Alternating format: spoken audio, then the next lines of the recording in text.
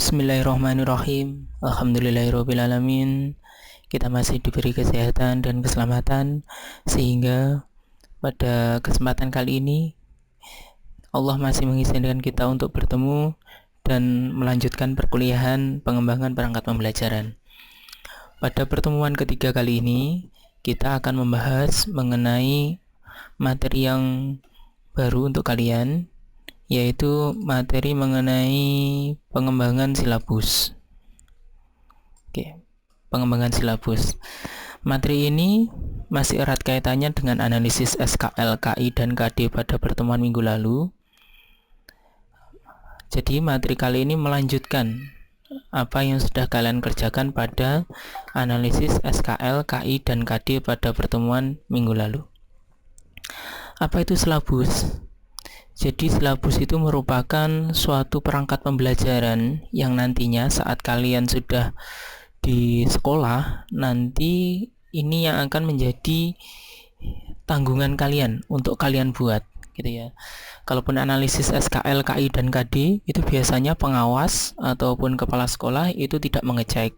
Tetapi kalau silabus itu nanti akan dicek ataupun didokumentasikan, atau kalian dokumentasikan dan nanti akan dicek oleh kepala sekolah maupun pengawas. Apa itu silabus? Silabus itu merupakan acuan dalam penyusunan rencana pelaksanaan pembelajaran, pengelolaan kegiatan pembelajaran maupun pengembangan penilaian hasil pembelajaran, gitu ya. Nah, silabus itu sendiri pertama dia akan termuat atau dia terdapat pada Permendikbud yang nomor 22 tahun 2016 di bab 3 itu ada perencanaan pembelajaran. Di permen ini dijelaskan apa itu silabus. Silabus merupakan acuan penyusunan kerangka pembelajaran untuk setiap bahan kajian, dan silabus itu komponennya atau paling tidak dia akan memuat identitas mata pelajaran, identitas sekolah, KI, kemudian ada KD, tema itu kalau untuk SD, ada materi pokok, pembelajaran atau kegiatan pembelajaran, penilaian, alokasi waktu, dan sumber belajar. Ya, jadi paling tidak ada komponen-komponen itu untuk membuat sebuah silabus kegiatan pembelajaran. Selain acuan dasarnya itu adalah Permendikbud nomor 22 tahun 2016, silabus itu juga beracuan pada Permendikbud nomor 35 tahun 2018. Permendikbud ini sebenarnya adalah Permendikbud update dari Permendikbud yang sebelumnya, yaitu Permendikbud nomor 58 tahun 2014. Disempurnakan lagi atau diperbarui menjadi Permendikbud nomor 35 tahun 2018 yang membahas mengenai struktur kurikulum atau kurikulum K13 untuk SMP maupun MTS. Jadi ini lebih spesifik kurikulumnya, yaitu untuk SMP maupun MTS. Nah, kita pada kesempatan kali ini tidak akan membahas secara lebih detail mengenai apa isi dari K13 ataupun tentang struktur kurikulum 13 SMP. Saya yakin kalian sudah membahasnya pada mata kuliah telah kurikulum, gitu ya. Tetapi kali ini langsung kita akan mengambil bagian-bagian penting apa saja yang harus kalian masukkan ke dalam silabus berdasarkan dua permen tadi. Jadi ya, kalau yang permen 22 sudah ada komponen apa saja yang harus dimasukkan, akan disempurnakan oleh permen yang ini, yaitu 35 tahun 2018, gitu ya. Di sini dikatakan kalau kita langsung ke mata pelajaran IPA, ini IPA itu merupakan mata pelajaran umum, gitu ya, mata pelajaran umum kelompok A. Kemudian kalau kita lihat lagi ke Permendikbudnya yang di bawah, oke, ini pengertian kurikulum nanti kalian sudah bahas sendiri. Ini tantangan eksternal, ini sudah tidak kita bahas. Penyempurnaan pola pikir nanti pasti sudah kalian bahas juga. Langsung kita lihat yang berhubungan langsung dengan silabus.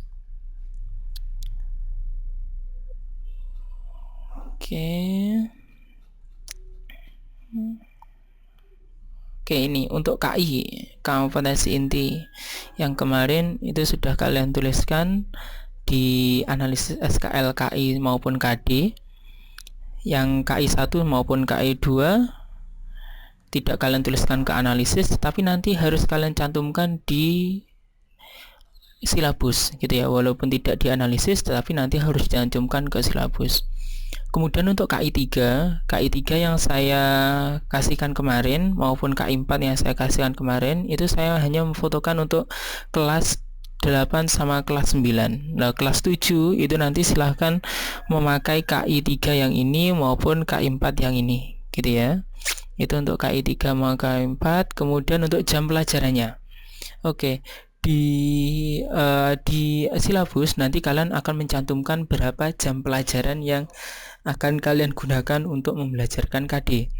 IPA itu mendapatkan porsi 5 JP, itu 5 jam pelajaran per minggu gitu ya. Jadi IPA itu memiliki 5 JP per minggu. Jadi bisa jadi nanti di sekolah akan 2 kali tatap muka dalam 1 minggu, bisa 1 kali pertemuan 3 jam pelajaran, kemudian disusul pertemuan yang kedua 2 jam pelajaran. Itu pada umumnya, yaitu dibagi 2 kali pertemuan, 3 jam pertama, kemudian 3 jam pertemuan untuk pertemuan pertama, kemudian 2 jam pertemuan untuk pertemuan kedua. Tetapi ada juga beberapa sekolah yang menggunakan format jam pelajaran 3 kali tatap muka untuk mata pelajaran IPA, yaitu 1 jam pelajaran, 2 jam pelajaran, dan 2 jam pelajaran, sehingga didapatkan 5 jam pelajaran. Waktunya 1 jam pelajaran untuk SMP itu adalah 40 menit gitu ya. Oke, saya rasa itu dulu untuk belajarnya. Nanti kita akan merujuk juga yang ini. Saya rasa itu yang dibutuhkan untuk pengembangan silabus dulu. Untuk pengembangan perangkat yang lainnya nanti juga akan merujuk ke sini. Oke, sekarang kita langsung lihat ke handout silabusnya gitu ya. Tadi sudah ini saya jelaskan landasannya adalah Permendikbud nomor 35 tahun 2015.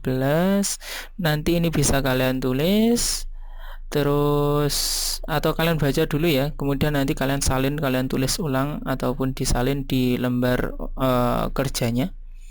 Oke, sekarang langsung saya menjelaskan mengenai pembuatan silabusnya yang ada pada lembar kerja silabus. Nanti silahkan di-download juga. Jadi silabus tadi dikatakan yang pertama harus ada identitas. Identitasnya adalah ini, yaitu ada identitas sekolah, kelas, kemudian identitas mata pelajaran. Terus nanti jangan lupa kalian menuliskan KI-nya, KI 1, 2, 3, sama 4 disesuaikan dengan jenjang kelasnya, kelas 8, kelas 7 ataupun kelas 9. Nanti KI-nya ini kalian bisa mengcopy paste di struktur kurikulum tadi atau struktur kurikulum SMP ataupun MTS tadi. Sudah dijelaskan atau sudah dituliskan ada beberapa KI 1, 2 maupun 3 dan 4 gitu ya. Jadi semuanya ditulis. Walaupun kita nggak menganalisis KI 1 maupun KI 2, tetapi tulis saja di sini. KI 3 dan KI 4 nanti juga ditulis di sini. Oke, sekarang untuk komponen silabus. Silabus itu merupakan awal untuk membuat sebuah rencana pelaksanaan pembelajaran atau RPP gitu ya. Jadi RPP itu dibuat seharusnya setelah silabus itu selesai dibuat gitu ya. Nah, silabus ini isinya nanti juga menjadi garis besar dari RPP yang nanti akan kalian kembangkan. Apa saja isinya? Tadi sesuai dengan permen tadi ada KD, ada materi pokok, ada kegiatan pembelajaran, penilaian, alokasi waktu, dan sumber belajar. Untuk KD sama materi pokok tentu nanti sudah bisa kalian copy paste dari analisis SKL, KI maupun KD. Begitupun untuk kegiatan pembelajaran, nanti bisa kalian sesuaikan dengan analisis yang minggu kemarin. Tetapi untuk kegiatan pembelajaran pada silabus kita lebih perluas dan perdalam lagi. Kalau pada analisis SKL, KI maupun KD pada pertemuan selanjutnya, pertemuan sebelumnya kalian hanya menuliskan kegiatan utamanya saja. Sekarang dari kegiatan utama itu, setiap kegiatan atau setiap sub materi pokok kalian tuliskan kegiatan mengamati, menanya, mengumpulkan informasi, atau mencoba, menalar, maupun mengkomunikasikan, gitu ya. Jadi semisal yang kalian tuliskan yang kemarin, materi utamanya atau kegiatan utamanya hanya di kegiatan yang mengumpulkan informasi. Misalnya hanya melakukan percobaan, misalnya materinya tentang fotosintesis misalnya. Fotosintesis melakukan percobaan di analisis SKL, KI, sama KD. Nah, di silabus ini silahkan kalian lengkapi. Di melakukan percobaan fotosintesis itu diawali dengan kegiatan mengamati apa, kegiatan menanya apa, kegiatan mengumpulkan informasinya apa, menalarnya apa, dan mengkomunikasikannya apa, gitu ya. Jadi untuk setiap subbab silahkan dibuat kegiatan mengamati, menanya, mengumpulkan informasi, menalar, dan mengkomunikasikan. Nah, kegiatan ini dari beberapa subbab itu kegiatan mengamatinya kalian kumpulkan menjadi satu kelompok, gitu ya. Kegiatan menanyanya kalian kumpulkan dalam satu kelompok. Kegiatan mengumpulkan informasinya kalian kumpulkan dalam satu kelompok. Menalarnya juga dikumpulkan dalam satu kelompok menalar. Mengkomunikasikannya juga dikumpulkan dalam satu kegiatan mengkomunikasikan, gitu ya. Jadi masih terpecah-pecah, artinya terpecah-pecah itu terpecah-pecah untuk tiap subbab, tetapi dalam kegiatan pembelajarannya kita kelompokkan menjadi satu kegiatan mengamati, menanya, mengumpulkan informasi, menalar, dan mengkomunikasikan. Jadi nanti dalam kegiatan mengamati ini mungkin ada lebih dari 2 ya kegiatan mengamatinya. Menanya pun juga pasti dia akan lebih dari 2, gitu ya. Terus apabila ada kegiatan-kegiatan lain yang tidak harus 5M itu juga boleh, gitu ya. Jadi kegiatan menanyanya nggak ada, boleh. Kegiatan mengumpulkan informasinya nggak ada, boleh, gitu ya. Jadi misalnya nggak harus semua 5M itu pada setiap subbab itu harus muncul, gitu ya. Jadi tidak ada paksaan untuk memunculkan setiap kegiatan 5M pada setiap subbab. Pokoknya kalian sesuaikan dengan subbab kalian, gitu ya. Kemudian untuk kata kerjanya, kata kerja operasionalnya kalau mengamati ya mengamati seperti ini ya, menanya ya menanya. Kemudian mengumpulkan informasi, kalian bisa menggunakan kata-kata kerja melakukan percobaan apa, mengidentifikasi apa, mengeksplorasi apa, membaca teks, gitu ya. Kalau tidak mungkin kan untuk kegiatan melakukan percobaan, melakukan informasi, mengumpulkan informasi juga bisa digunakan dengan membaca teks. Membedakan itu juga termasuk kegiatan mengumpulkan informasi. Kemudian menalar. Nah, ini kegiatan-kegiatan menalar seperti ini memang harus sering kita munculkan dari kegiatan pembelajaran, gitu ya. Mengapa? Karena seperti yang kalian singgung atau kita disinggung pada perkuliahan-perkuliahan sebelumnya bahwa kita harus mengintegrasikan kegiatan atau kemampuan berpikir tingkat tinggi atau HOTS, yang paling tidak itu kegiatan menalar, mengumpulkan informasi itu harus kita perbanyak, gitu ya. Menalar itu bisa dengan menggunakan kata kerja menganalisis, mengolah data, membandingkan, mengkategorikan, menghubungkan, menerapkan, memecahkan, mendiskusikan, dan lain-lain, gitu ya. Kalian bisa mencari atau kalian sudah belajar sebelumnya memang untuk kegiatan-kegiatan seperti itu. Nah, di kegiatan ini ataupun di mata kuliah pengembangan perangkat pembelajaran kita nggak akan membahas lebih detail mengenai kegiatan menganalisis itu ciri-cirinya apa, mengolah data itu ciri-cirinya apa, karena nanti akan membutuhkan waktu yang sangat banyak apabila kita membahas sedetail itu. Nah, kegiatan-kegiatan itu harusnya sudah kalian dapatkan dari mata kuliah sebelumnya, tetapi apabila masih ada yang ingin ditanyakan, boleh ditanyakan, tetapi saya tidak akan membahasnya menjadi lebih mendalam, gitu ya. Itu untuk kegiatan pembelajarannya. Mengamati, menanya, sampai yang terakhir adalah mengkomunikasikan. Oke. Terus untuk penilaian. Untuk penilaian ini nanti penilaiannya kita bagi menjadi 3. Ada penilaian sikap, pengetahuan, maupun keterampilan, gitu ya. Untuk penilaian sikap kita hanya menuliskan simple saja karena kita nggak akan membuat penilaian ataupun alat penilaian yang lebih detail. Kenapa? Karena nanti akan dibahas lebih detail di mata kuliah evaluasi pembelajaran. Nah, mata kuliah ini hanya untuk mengumpulkan sedikit saja dari pengetahuan kalian dari evaluasi ataupun penilaian pembelajaran atau mata kuliah yang lainnya untuk kita masukkan ke sini, gitu ya.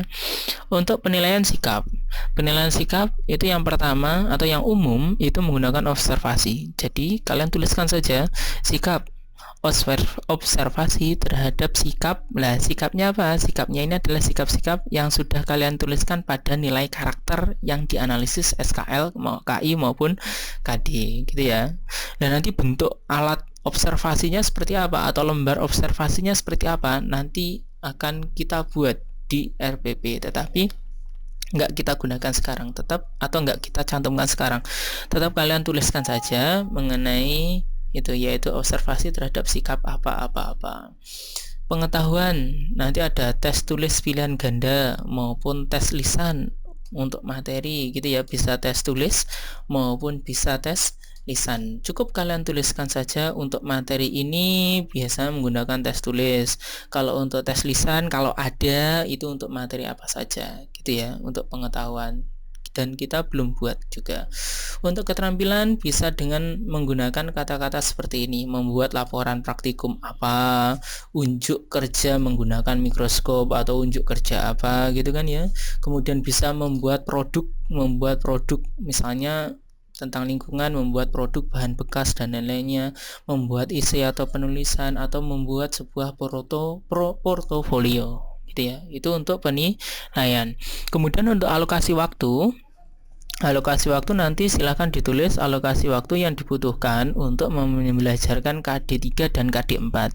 Jadi kira-kira kalian bisa mengira dari materi pokok dan subbabnya maupun dari kegiatan pembelajarannya, kira-kira kalian nanti akan membutuhkan waktu berapa, gitu ya. Tadi sudah kita bahas di SMP itu ada 5 JP untuk tiap minggunya, gitu kan ya. Kira-kira kalian ingin membelajarkan materi itu berapa minggu. Nah, itu nanti kalian kira-kira atau kalian analisis berapa kira-kira waktu yang dibutuhkan untuk membelajarkan KD3 maupun KD4, gitu ya. Kemudian untuk sumber belajar.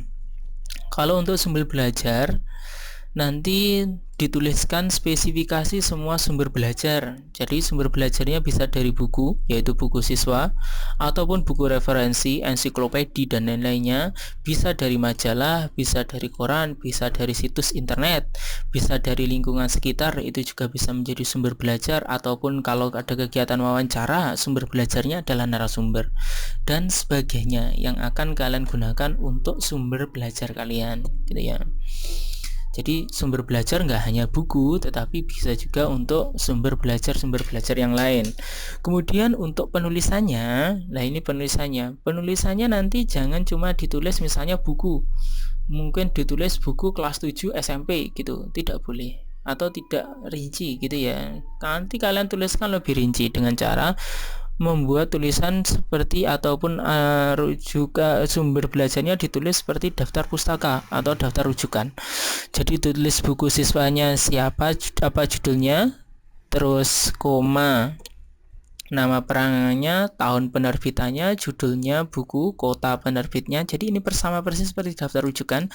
Kemudian jangan lupa ditulis halaman berapa yang memuat materi itu, gitu ya. Nah, untuk melihat buku-buku siswa itu, kalian bisa mencari buku-buku SMP itu dari BSE atau buku sekolah elektronik, gitu ya. Kemudian kalau situs internet pun sama, nanti dituliskan lengkap situs internetnya itu apa saja yang kalian gunakan, gitu kan ya. Kemudian misalnya lingkungan sekitar, jangan cuma nuliskan lingkungan sekitar itu luas, bisa langsung kalian ambil misalnya lingkungan sekitar rumah, gitu kan ya, atau lingkungan sekitar sekolah, atau misalnya kalau pengamatan banyaknya kendaraan bermotor yang lalu lalang, misalnya mengamati itu, misalnya kalian tulis langsung juga, yaitu lingkungan jalan raya, gitu ya, atau lingkungan jalan raya depan sekolah, itu juga seperti itu, gitu ya. Jadi lebih spesifik untuk menuliskan mengenai sumber belajar. Ya, itu saya rasa penjelasan saya untuk pengembangan silabus ini. Silahkan kalian kerjakan. Kalau ada yang ditanyakan, nanti silahkan bisa ditanyakan melalui WA. Saya akhiri, selamat bekerja. Sekian, wassalamualaikum warahmatullahi wabarakatuh.